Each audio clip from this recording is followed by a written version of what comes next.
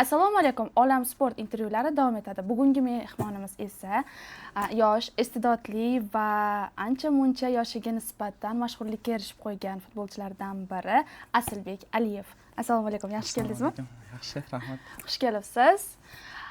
Va shuni ta'kidlab o'tishim kerakki, Asilbek Aliyevning birinchi debyut intervyusi aynan Olam sport bilan, ya'ni biz bilan bo'lyapti. Buning uchun sizga rahmatlarimni aytmoqchiman. Rahmat taklif uchun. Keling sizni o'zingizni yaqindan tanishtirsangiz, chunki biz sizni faqat futbolchi sifatida taniymiz.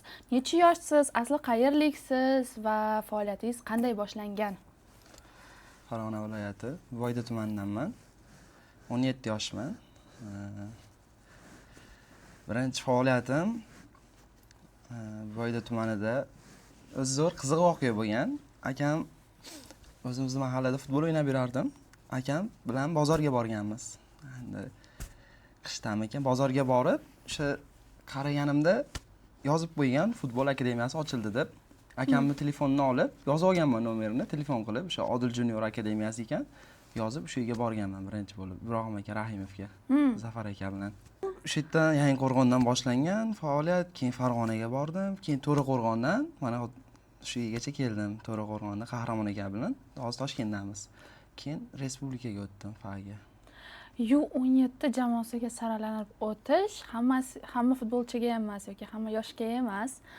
Va ana shu jamoada o'yin qanday bo'ldi va yana siz hali 17 yoshga to'lmasdan, menimcha siz o'sha yerda o'z faoliyatingizni boshlagansiz. U17 jamoasi bilan katta musobaqalarda, nufuzli musobaqalarda, eng mas'uliyatli o'yinlarda to'p surgansiz.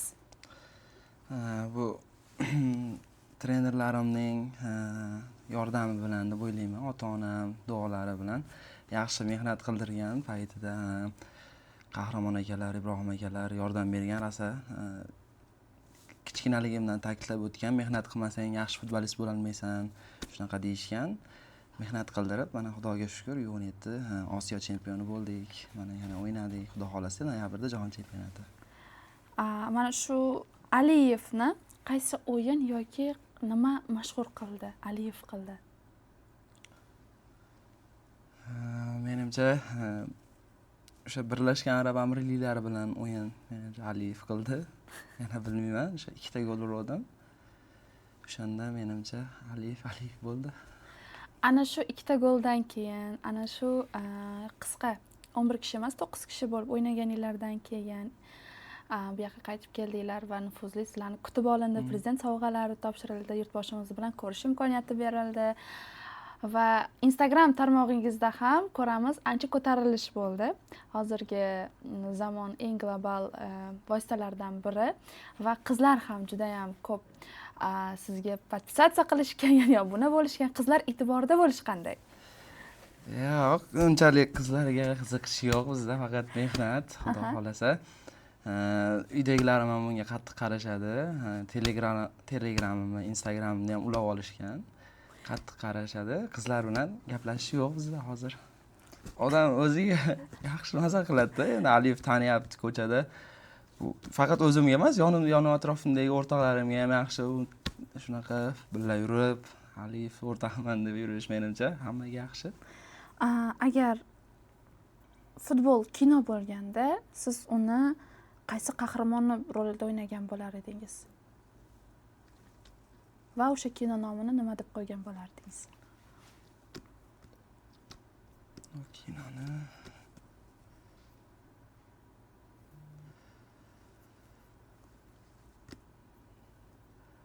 yoshligidan Ronaldoga o'xshashni xohlagan bola deb qo'ygan bo'lardim menimcha. Ronaldoni yoshligimdan beri kuzataman. Ronaldoga o'xshashni xohlayman. Menimcha siz demak fanatlik qiladigan futbolchi bu Ronaldo.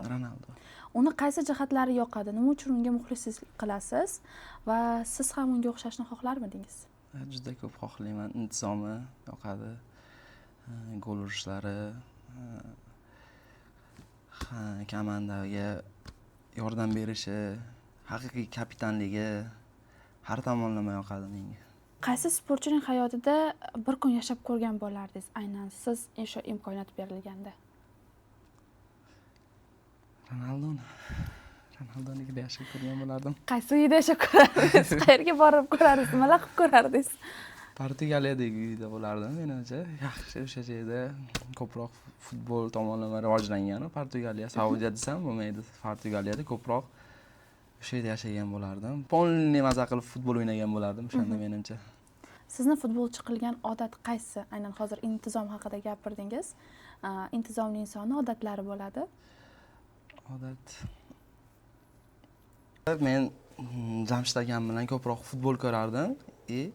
O'sha futbolni orqasidan ko'chadagi futbollarga olib chiqardi meni o'zi.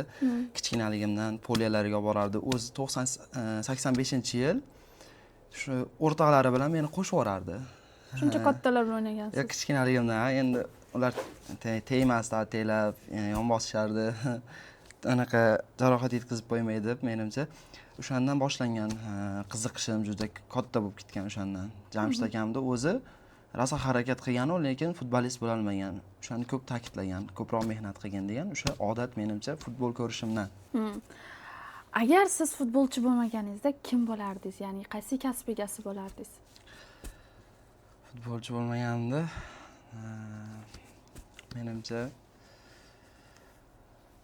kasb demaylik, hobbi bo'lardi. Faqat sayohat qilish bo'lardi menimcha. Ko'proq sayohat qilish, chet ellarga chiqish, mashina haydash, bayk mashinalarida ko'proq joyga sayohatda bo'lishda. Demak, hobbingiz ham o'zi sayohat qilish bo'lsa kerak hozir. Bosim yoki qanaqadir bosim deylik, anaqa pressure deyishadi inglizchasiga. Bosim ostida ishlash yoqadimi yoki bo'lmasam xotirjamlikda ishlash sizga qulaymi? Xotirjamlikda qulay. Hamma narsani bemalol tushunib, ishlab, xotirjam miyaga sindiramiz. O'sha yaxshi. 1% yaxshilanish uchun hayotingizdagi nimadir, qaysidir voqea siz nimani o'zgartirgan bo'lardingiz, ya'ni nima ish qilgan bo'lardingiz? O'sha voqea holatni 1% hech bo'lmasa yaxshilanishi uchun. Maktabda yaxshi o'qigan bo'lardim. Ingliz tili bilan rus tilini yaxshi o'qigan bo'lardim menimcha. Nimaga? Hozir qiynalamizda. Chet elga chiqqanimda ingliz tilini bilmayman unchalik. O'shanga kichkinaligimdan ingliz tilini o'rgangan bo'lardim menimcha. Shunga. Bo'sh vaqtingizda nimalar bilan shug'ullanib turasiz? Chunki biz sizni futbolchi sifatida taniymiz, sportchini bilamiz. 2 mahal trenirovkasi mashg'uloti bo'ladi va undan bo'sh vaqtlar uyqu yoki bo'lmasam to'g'ri ovqatlanish. Undan tashqari yana nimalar bilan shug'ullanasiz? Ko'proq PlayStation o'ynasam kerak. PlayStation, tennis, telefon o'ynashim mumkin. Uydagilar bilan gaplashaman. Shu o'yinlar ko'proq bo'ladi menimcha. Sizga jamiyatda odamlar Asilbek Aliyev yoki bo'lmasam bu futbolchi bola deb qarashlari yoki shunday siz ajratishlari qanday tuyuladi? Qanaqa emotsiya beradi sizga? Bu ko'proq meni xursand qiladi. Ko'proq, lekin hamma bilan bir xil ko'rishni xohlayman. Aynan meni ajratib qo'yishini yoki sal ustunroq ko'rishini xohlamayman. Hamma bilan bir xil ko'rishni yaxshi ko'raman. Lekin bir tomonlama yaxshi. Aliyev bu anaqa degani ham bu nima deydi? Ikkita tomon teng bo'lib bo'lyapti-da hozir xohish. Ham Aliyev ham bir xil ustun ko'rishida. Lekin hayotda shunaqa vaziyatlar bo'lganmi? Hech o'zingiz aytgandek, teng bo'lmasligi, ya'ni qaysidir tomonlama sizni ustunroq ko'rishlari yoki pastroq ko'rishlari, balki siz o'sha mashhur qilgan o'yingacha bo'lgan vaqtlarda, qaysidir pog'onada bo'lgan, alam qiladigan vaqtida va o'shandan keyin o'sha insonlarning emotsiyalari, muomalalari o'zgargan vaqtlar bormi? Bo'lgan. Ana o'sha qaysilar aytib bering-da. Yo'q, men ayta olmayman-ku, lekin bu narsa menga ko'proq motivatsiya beradi. Agar pastroq ko'rsa-yu, men ko'proq ishlashni boshlayman o'z ustimda. Misol uchun sostav qo'ymasligim mumkin meni.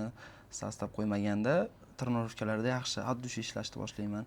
Bo'lmasam sostav qo'ygan kuni o'zimcha anaqa bo'shashib ketishim mumkin-da. Raqobat bo'lgani yaxshi deb o'ylayman. Zborniga chaqirmagan bo'lgan. Uni sababi ham bo'lgan. Men Italiya bilan qarshi o'yinda qizil olganim. 3 ta o'yinga qizil berdi. Orada bitta zbor qo'yib yubordim. Bu trenerda unaqasi xohishi to'g'ri deb bilaman. To'g'ri, qizil olgan odam, olmagan odam ko'proq yordam berishi kerakda. Men hozir borib turib 3 ta o'yin yordam bera olmayman. Shu to'g'ri deb bilaman. O'sha Marokashdagi zborda qo'yib yuborganman. Osiyo chempionatiga bormaymanmi deb o'ylaganman. Hozircha Yo'q, hozir yaxshi. Xudo xolasa jahon chempionatiga addush tayyorgarlik ko'ryapmiz. Xudo xolasa qasos olinadi Italiyaga qarshi o'yinda. Bor kuchimizni beramiz jamoamiz bilan. Osiyo chempionatiga bormaganingizda nima qilgan bo'lardingiz? Futbol bilan xayrlasharmidingiz yoki yana yaxshiroq harakat qilarmidingiz? Juda kuchli harakat qilardim. Nimaga desangiz, bu yilda отборочный bor, U20 maniki, o'shanga harakat qilardim. Отборочныйga olib borsa-yu, 3 ta o'yin qo'yib yuborsam ham qizili yuvilib ketadi. O'shanga bor kuchim bilan harakat berardim, ko'proq mehnat qilardim. Hozir nimalar qilyapsiz? Nimaga harakat? Hozir jahon chempionatiga yaxshi tayyorgarlikka harakat. Bitta o'yinda qayta o'ynash imkoniyati berilsa, siz qaysi o'yinni yana qayta o'ynagan bo'lardingiz? O'sha joyda, o'sha holatga yana qaytib qolgan bo'lardingiz? Birinchi o'rinda Saudiya final. Islom akalarning emotsiyasi, Shersdagi administratorlarimizning emotsiyasi, unda ta'riflashga tilojiz. O'zimiz u yerda maza qilganmiz birinchi o'rinda. Ta'riflashga tilojizda u o'yinda 2-0 o'tyapmiz. Sadriddin Hasanov gol urdi. Yuguryapmiz orqasidan, muxlislarning yoniga borib, rosa o'zimizga verin bo'lib o'ynagan o'yinimiz. Islom akaga rahmat aytaman. Ikkinchisi esa Italiya bilan o'yin bo'lardi. Bu xatoni qilmasdim. Qizil olmasdim, bor kuchimni berardim. Shu deb o'ylayman ikkalasi.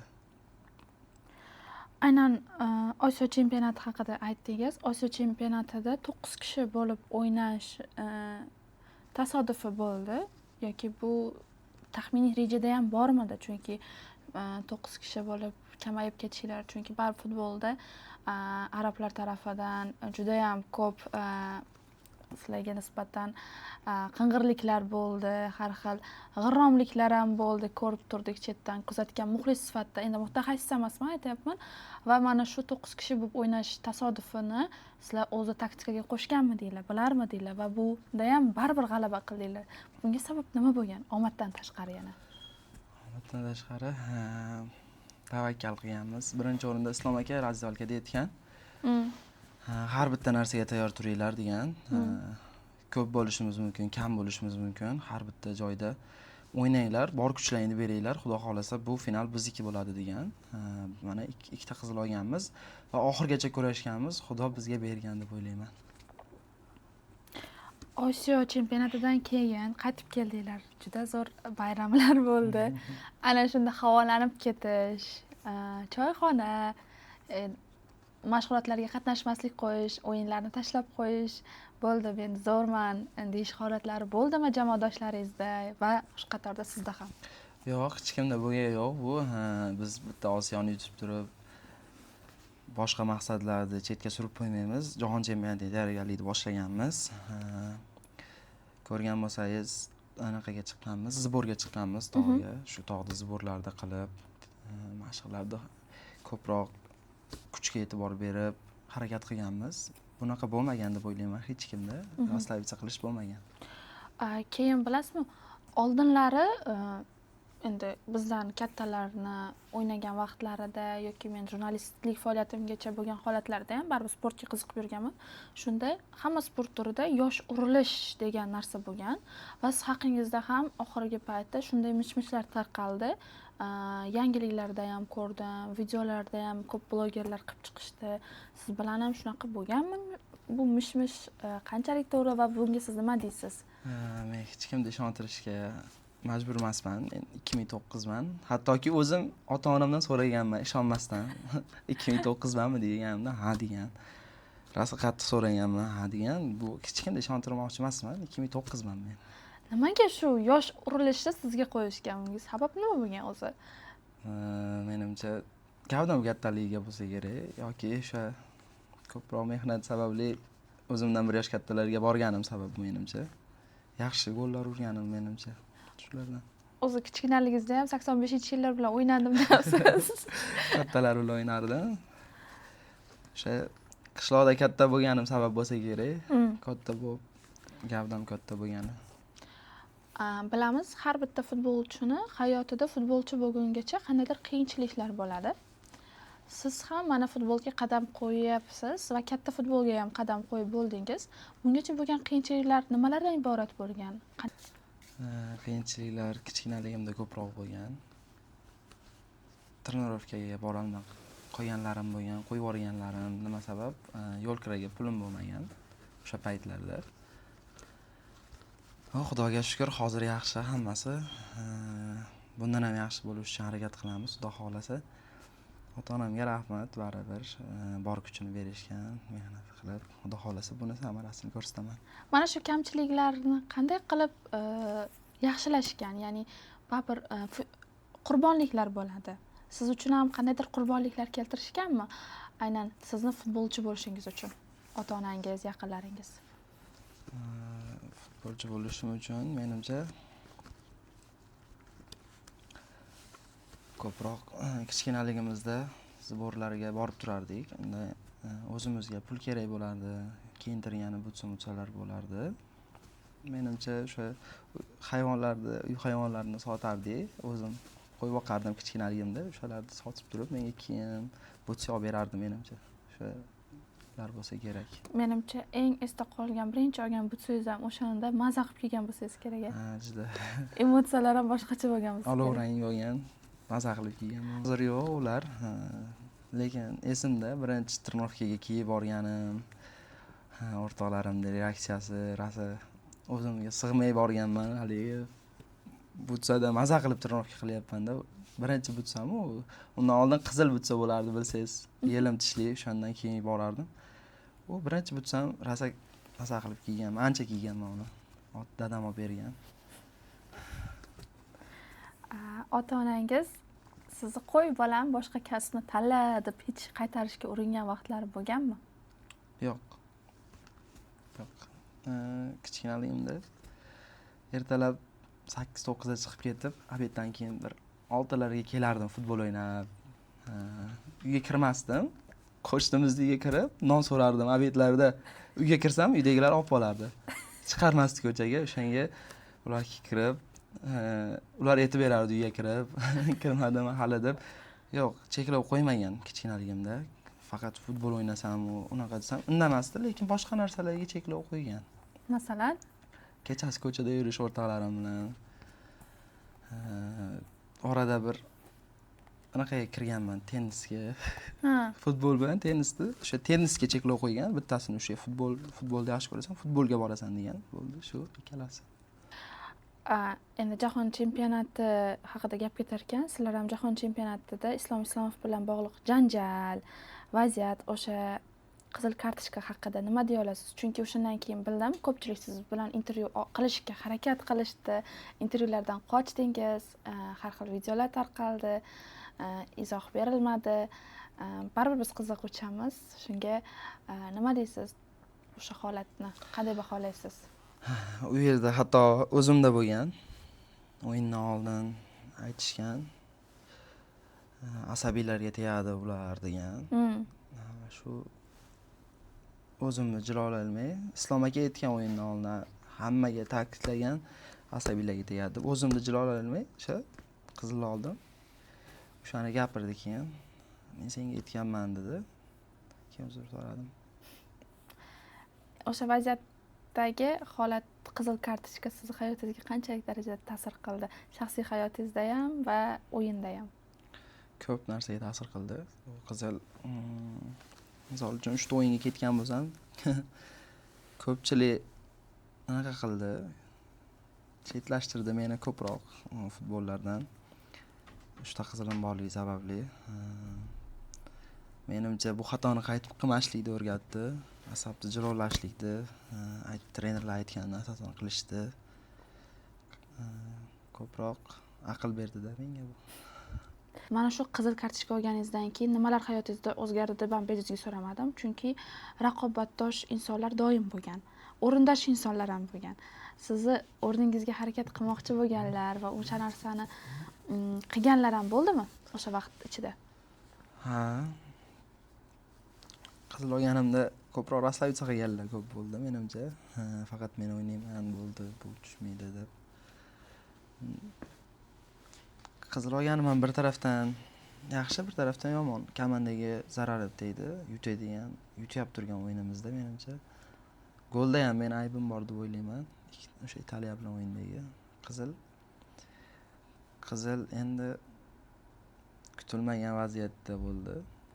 Ancha joyda ash qizil bilan odamlarni yuzini ko'rib oldim. Qaysi taraflardan? Mana kerakmasdek tuyulib qoldimda. Ancha komandaga, zbornigami shunaqa tuyg'u bo'ldi.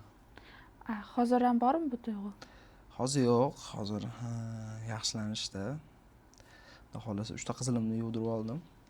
Planimiz shu. Keyingi o'yinlarda xudo xolasa bor kuchimni berib sostavda o'ynashga harakat qilaman. Aynan bu tuyg'uni his qilish juda ham og'ir. Lekin mana shu tuyg'uni his qilganingizda, shundan chiqib ketishingizda yoningizda turgan do'stlar, yaqinlaringizdan kimlar bo'ldi va kimlar yordam berdi? Ota-onam. Nima deyishdi? Qilgan xatoingni o'zing tushunding deyishdi. Bo'ldi, uni dedi. Yaxshilab tayyorgarlik ko'r, bu xatoni qaytib qilmaysan deyishdi. Psixologiyang bilan shug'ullan dedi. Ota-onam ko'proq yordam berdi deb o'ylayman. Oxirgi urgan gollaringiz haqida nima deya olasiz? Oxirgi urgan gollarim To'g'ri, travma bilan bo'ldi-yu, lekin ikkita gol urdingiz. O'rtoqlarimga rahmat. Avvalambor, asalari ko'p momentda qizg'onmasdan pas berishdi. O'zimga ham bu katta uverence bo'ldi. Ancha narsani unutishga yordam berdi. Xudo xolasa bundan bariga faqat gollar urishga davom etamiz. Sizda hozirgi tarkibingizda, o'ynayotgan jamoangizda yoqadigan jihatlar qaysilari? Nimalar yoqadi? Nimalardan maza qilasiz, ilhomlanasiz? Birdamlik bor. Hamma bir-biriga yordam beradi. Bir kishiga ishonib qolgan anaqa yo'q. Hamma joyga bir xil boramiz. Atakaga ham, himoyaga ham, bazada ham shunaqa. Bir-birimizga doim paddishga bor deb oilamiz bitta. Keyingi savolim Blizaпрос, aynan jamoa bilan bog'liq. Jamoada kim eng ko'p telefon ko'taradi? Ya'ni telefon ishlatadi. Jamoada men bo'lsam kerak. Ko'proq telefon o'ynab, Instagramga ko'proq ko'rib. Respublika futbol akademiyasida o'ynayman. 2007, 2008, 2009 bitta o'zim. Qolgan hamma 2007-2008lar. U20 ga tayyorgarlik ko'rayotgan bolalar, yarmi, xudo xolasa. Shu asosiy tarkibda o'ynayman. Asosiy tarkibimizda ko'p. U20 da, Zibonida borlar. Oldingi 2008da Osiyosida o'ynaganlar ham bor. Dilyor bilan Hojakbar, shu ikki kishi bor. Osiyo chempionatida o'ynagan ular. Eng ko'p kechikadigan mashg'ulotga, ya'ni eng ko'p kim kechikadi mashg'ulotga? Tez javob berasiz bunga. Abdush deb o'ylayman. Abdush kech qoladi ko'proq. Kim eng yaxshi hazilkash? Yaxshi hazilkash. Eng yaxshi hazilkash siz? Yo'q. Mendan bor. Ozodbek Najiddinov kapitanimiz. Kim eng ko'p selfie qiladi? Tilla degan varatarimiz bor. Jamoada kim ko'p bitta xonada yashash qiyin? Ya'ni jamoada qaysi inson bilan ko'p xonada turish qiyin, o'sha bilan yoqmaydi qolish? Yoqmay qolish emas, zerikib ketish bor. Gapirmaydiganlari bor. Unaqa bor menimcha. Hojakbar Botiraliyev bilan. Jamoada eng ko'p ovqat yeydigan kim? Siz. Yo'q, men emas. Ozod bor, ikkinchisi. Familiyasi nima edi? Ozod familiyasi Odiljonov. Ozodbek Odiljonov. Ko'p DPlar bilan yeydi. Ikkita. Kim ko'p uxlaydi? Laziz bor, xonadoshim. Sraz aytdingiz, Laziz bor. Ko'p uxlaydi-da. Kim ko'p aldaydi? O'yindan Hmm. Sirojiddin Jumadillayev. Kim ko'p sekin yuguradi? Behruz degan bo'lamiz. Kim ko'p trenirovka qilishni yoqtirmaydi? Unaqasi yo'q menimcha, hamma yaxshi ko'radi trenirovka qilishni. Ana endi o'nib o'sib kelayotgan yosh futbolchilarga maslahatingiz va ularga nima degan bo'lardingiz? Ko'proq trenerni aytganini qilinglar. Ota-onani trenerni o'yin oldidan bergan podskazkalariga, ko'rsatmalariga rioya qilinglar. Xato kamchilik. Asabni ko'proq asranglar. O'sha menga o'xshab qizlab qo'ymanglar deyman. Yaxshi kerakli momentda. Sizni hozir ham ko'ryapman. Bu intervyudan tashqari ham aytmoqchi bo'lgan gapim. Juda ham aybdor his qilib qolibsiz. Balkim yutardik biz shu jahon chempionatini o'sha qizil olmaganimda shunga deb o'ylayman. Bu ham bitta opit. Agar FIFA hozir 2026 da o'zingiz tasavvur qiling, o'ynayotganingizda qizil olganingizda menimcha bundan ham og'riqli bo'lardi. Shunaqa bo'lardi. Kelajak hali oldinda. Xudo xohlasa. Aslbek, siz uchun men kibr deb eshitdim. Yo'q. Kibrdan ekansiz, rostdan. Yo'q, kim kibr bo'lsa ham men emasdir. Yo'q, menimcha intervyularga bormaganmanmikin yoki javob bermay qolganmanmi yozganiga bilmayman, lekin ko'rmagan bo'lishi mumkin, lekin hammasini yozib, atvet berib yoki yonimda ko'rishganimizda javob beraman hammalariga. Kibr emas, bittang kibrdi. Keyingisi, yaqinda yana bitta Instagramingizdan so'ragandim. Buni alohida hamkasblarim so'rashdi va o'zim ham tushunmagandim. Nima deb so'rashga o'zingizga yozishga ulgurmagandim. Chempionat Aziyani yozgandingizda va stiker qo'yib qo'yganingiz tish qilib. O'sha nimani anglatadi? Yo'q, shu просто chempionat Aziyani atvetka qilib qo'ydim yutganimizda, ular ham qo'ysin deb. Shu xolos. Yutganingizni tipa Yo'q, chempionat Aziyaga qilmaganman. U yutganimizda o'zimizga bunaqa stiker chempionat Aziya ham qo'ysin deb qo'ygan edim. tipa siz o'yininglarda ular ham o'ziga qo'yish uchun. Ko'proq odam qiziqsin deb. Juda nima unaqa qilmagansizlar? O'sha nima ma'no tushunmadim-da. Bu stiker boshqa ma'no. U chempionat Aziya ham qo'ysa ko'proq odam qiziqadi deb o'ylagandim. U yutgani uchun ekan. Kelajakda qaysi klubda o'ynamoqchisiz? Eng kattasi shuni so'ramoqchiman. Arsenal. Qachon ko'ramiz siz Arsenalni? Xudo xohlasa. Qachon? Taxminan. Xudo xohlasa 2 yil uzoq. 2 yilda Arsenalda ko'rishguncha Arsenalga borib, Xudo xohlasa biz ham intervyu qilamiz. Aslbekka yana savolinglar bo'ladigan bo'lsa, agar men mabodo esimdan chiqarib bermay qolgan bo'lsam, kommentariyada izohlarni yozib qoldirsangiz, alohida yana intervyu qilish nasib qilib qolar. Olam Sport saytimizga kelgan har bir mehmon suhbatdosh uchun esa biz alohida mana shunday ajoyib dastxatlar daftarini tutganmiz. Bu yerda esa esdalik uchun siz o'z dastxatingizni bizga qoldirishingiz kerak, albatta tilaklaringiz bilan. Ko'rishingiz mumkin, sizdan oldin ham juda ham ko'pchilik kelib, o tarafiga yozasiz. Juda ham ko'p tilaklar yozishgan Olam Sportga, menga. Xullas, o'zingiz katta chiroyli qilib yozib bersangiz bo'ladi. 9-iyun 2026-yil va bugungi bizning Olam Sport saytimiz mehmoni ajoyib va yosh futbolchi Aslbek Aliyev bo'ldi. Bu bilan biz ajoyib suhbat qildik. Rahmat. Va eng muhimi bir fishkani aytib o'tishim kerak. Aslbek Aliyev eng birinchi debyut intervyusini aynan Olam Sport saytiga berdilar. Arsenal guruhiga ketishdan oldin, Xudo xohlasa Arsenalga kuzatib qo'yamiz. Va Arsenalda sizni birgalikda intervyuyingizni, o'yin jarayonlaringizni tasvirga olish bizga ham nasib qilsin.